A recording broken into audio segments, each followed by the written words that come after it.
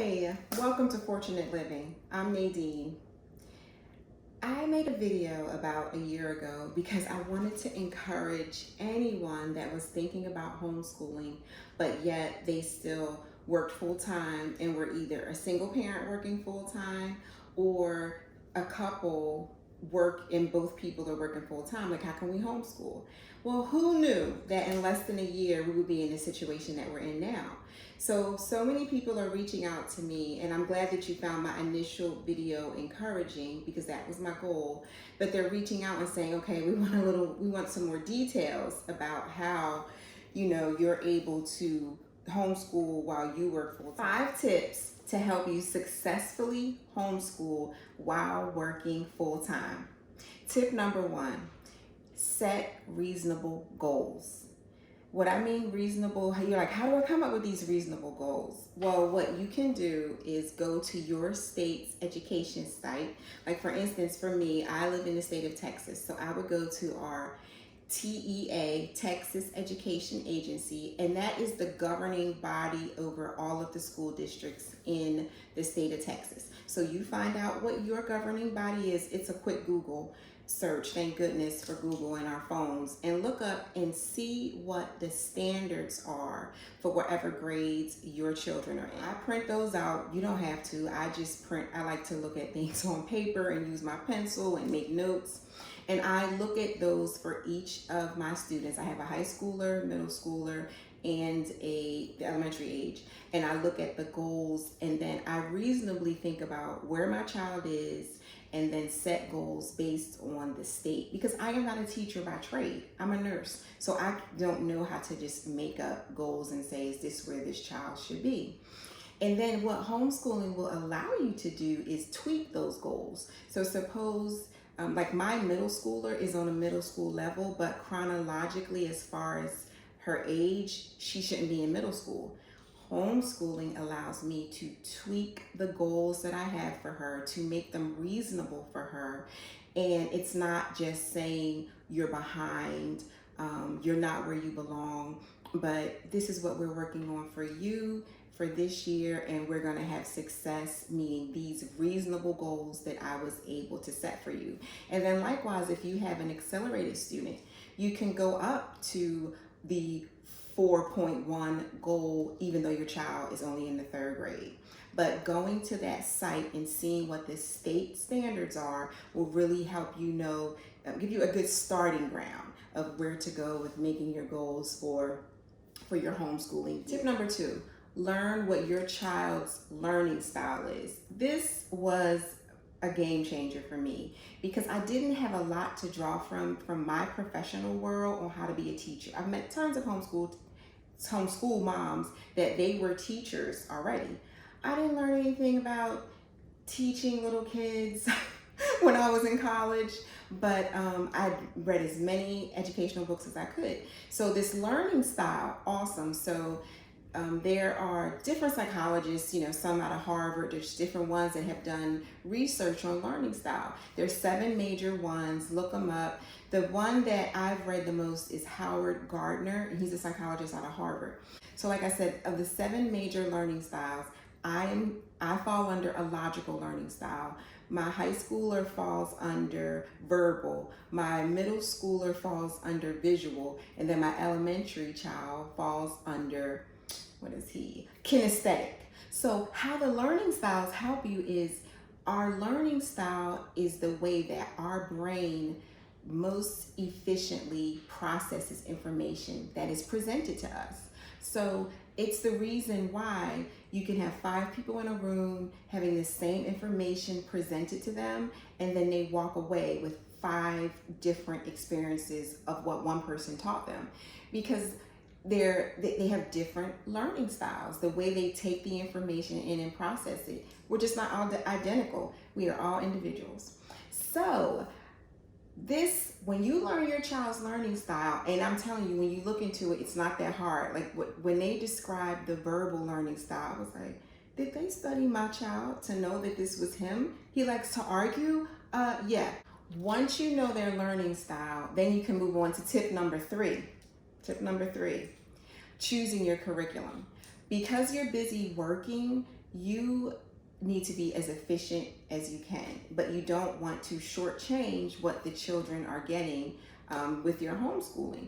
But because I know my children's learning styles, I can choose a curriculum that lends towards the way their brain already thinks. Now I don't feel so bad that I never got an A in English or creative writing. They were teaching it to me wrong. Anyway, so that will help you narrow down and not choose a curriculum that is frustrating. If you choose a curriculum that is for a visual person, like Math UC is a math curriculum that tons of visual learners really love, but you have this verbal child, which I have one of those, who wants to discuss everything and do a group project and say, how can we make this into a word problem? He did not like Math UC because it was just visual and there was not tons of discussion in the year that we did it. So we scrapped it immediately. Use the information from tip number 2 to help you with tip number 3 so that your curriculum, you're not wasting your time. A lot of times curriculums will use that as their selling point, that if you have this type of learner, this curriculum will make it easier for you to teach this as a homeschool mom. Okay, then tip number 4, you have got to come up with a few organization systems. I said S because you're going to need more than one, because you're not only running your home, you're in charge, you're the principal, counselor, librarian, everything for your children. It's doable. And then you also have your job. So I have 3 different organization systems that I use that keeps everything going successfully. I have what I use on my job. Then I have a home management system, and I've been using Fly Lady ever since we built our first home in North Carolina, because my problem was making sure my house was clean without a cleaning lady. And it's called Fly Lady. I have the book, and it just makes everything a no-brainer. This is what I get up, this is what I do, this is what you do, child number 1, this is what you do, child number 2, and it just keeps everything flowing. It keeps the house clean enough in case somebody stops by, clean enough that I'm not completely aggravated. It's good enough. We're not perfect, but it's good enough. And then my homeschool system, that you're gonna need a system, it's called the Workbox system. And I purchased these workboxes. They're 10 drawers. You can see them here. I have 3. My high schooler now does not need to use a workbox system. He likes to keep his schoolwork organized digitally, and that's fine. I mean, he has the iPad, the MacBook, and the phone.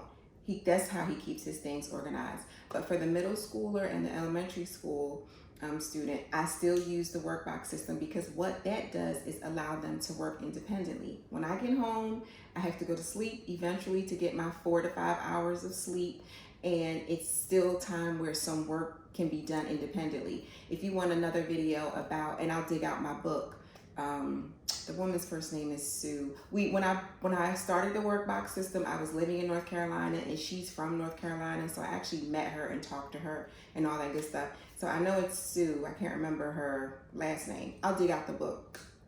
But she implemented this system. She had a son and a daughter. The son had autism. One of my children has autism. So that greatly had me interested in fostering independence with my homeschool students, even with my special needs homeschool student. Tip number 5, and do not overlook it, is self-love. I know you love your children.